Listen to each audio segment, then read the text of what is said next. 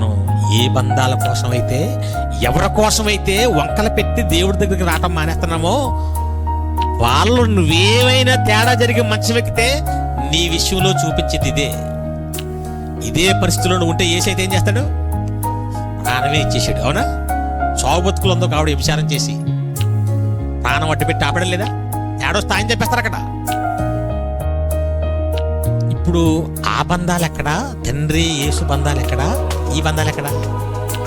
అర్థమా? అది వాళ్ళకి ఏముందని నిన్ను తండ్రిగా, తమ్ముడిగా, చెల్లిగా, కొడుకుగా, కూతురుగా కోరుకుంటారు వాళ్ళు. అసలు నువ్వేమని ఉపయోగపడతావు వాళ్ళకి? 850 కోట్ల మందిలో ఒక చీమ లాంటిదాను నువ్వు. అవునా? అలాంటి నిన్ను పనిగట్టుకుని నా తమ్ముడిగా ఉండమ్మా, నా చెల్లిగా ఉంటావమ్మా, నా కొడుకుగా వచ్చేయమ్మా, మేము ఉండే లోకానికి వచ్చేయండి అమ్మా అని వాళ్ళు పిలుస్తుంటే